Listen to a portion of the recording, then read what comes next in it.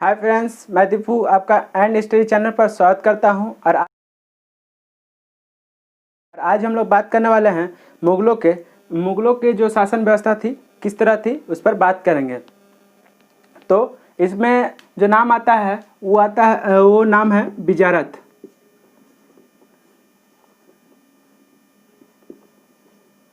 बिजारत मुगलों के शासन व्यवस्था में बिजारत एक महत्वपूर्ण नाम है। और ये बिजारत का मतलब होता है जो मंत्री परिषद के जो बैठक होते थे, जो भवन होता था, उनको उसी को बिजारत के नाम से जाना जाता था। और इसके बाद इसमें बात करते हैं मुगल के जो शासन व्यवस्था में मुगलों के साम्राज्य में वजीर का भी महत्वपूर्ण स्थान रहता था।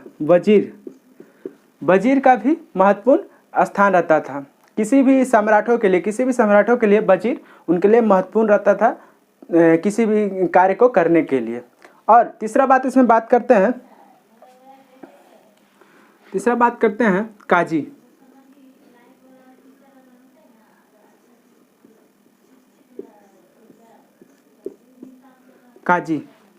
काजी जो होते थे जैसे कि न्याय विभाग के जितने भी लेखा जोखा होता था, जो कार्य करते थे, उनको काजी कहा जाता था।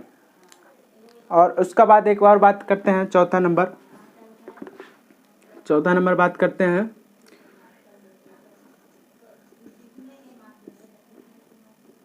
मीर समान। मुगलों के घरेलू विभाग के जो देखभाल करते थे, उनका नाम होता था मीर समान। जो उनका नाम होता देखभाल जिनको भी ज़रूरत होती थी, मीर समान ही करते थे। और उसका मुगल साम्राज्य में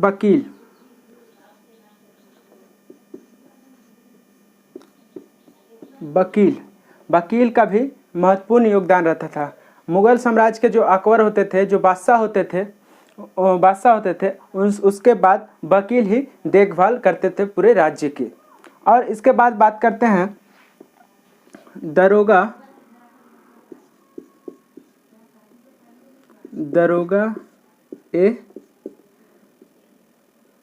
डाक चौकी। दरोगा डाक चौकी के बारे में बात करते हैं। जो राज्य के सूचना या गुप्तचर विभाग होते थे, उनको दरोगा डाक चौकी के नाम से जाना जाता था। और इसके बाद इसमें बात करते हैं कि मुगल साम्राज्य का अर्थव्यवस्था का जो आधार था, वो चांदी पर निर्भर था। और इसी में बात करते हैं शाहजहां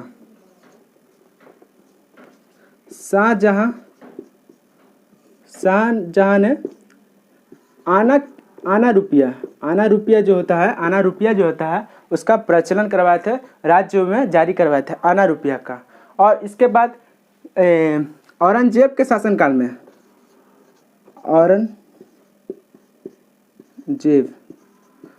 औरंगजेब के शासनकाल में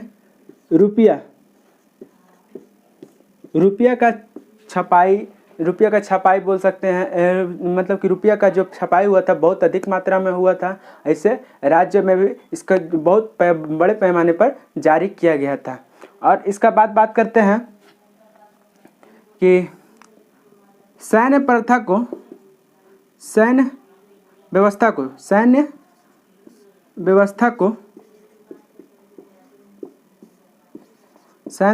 को मनसबदारी प्रथा कहा जाता था। सैन्य व्यवस्था को मनसबदारी प्रथा कहा जाता था। और इसको जो लागू किए हैं, ये अकबर द्वारा लागू किया गया था पहली बार मुगल साम्राज्य में। तो बात करते हैं आगे सूबेदार की। सूबेदार जो है प्रांतों में शांति स्थापित करने का कार्य करते थे। और इसके बाद जो है दीवान का कार्य जो था कि प्रांतीय राजस्व को प्राप्त करना उनके प्रधान होते थे। प्रांतीय क्षेत्र के जो प्रधान होते थे दीवान होते थे और राजस्व को वो ग्रहण करते थे, लोगों से लेते थे। अब आता है बख्शी प्रांतीय सैन्य प्रधान होते थे। जो प्रांत के जितने भी लोग होते थे उसमें सैन्य जो होते थे, सैन्य अधिकारी होते थे, उसमें प्रधान होते थे। और फौजदार जो होते थे जिले के प्रधान फौजी अधिकारी होते थे। फौजदार का मतलब होते थे जो जिले में जितने भी सैनिक होते थे, फौजी होते थे, उनमें प्रधान जो होते थे फौजदार होते थे। कोतवाल का मतलब है कि नगर प्रधान होते थे, ये नगर में कोतवाल प्रधान रहते थे। और सिकदार जो थे परगने के प्रधान अधिकारी थे, परगने के प्रधान अधिकारी सिकदार होते थे। और अमील जो है ग्राम के किसानों के साथ अपने प्रत्यक्ष संबंध को स्थापित करते थे। और कर टैक्स मतलब कर का मतलब टैक्स जो है निर्धारित करते थे कि कितना टैक्स इस बार फसलों पर लगाया जाएगा।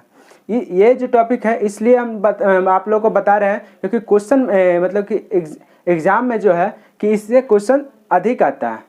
तो अगर ये वीडियो आपको अच्छा लगा हो तो वीडियो को शेयर करें, लाइक करें एंड सब्सक्राइब करें। और इस वीडियो से जुड़ी आपको कोई भी प्रॉब्लम हो तो कमेंट बॉक्स में कमेंट करें, उसका आंसर जल्द से जल्द दे दिया जाएगा। Thank you.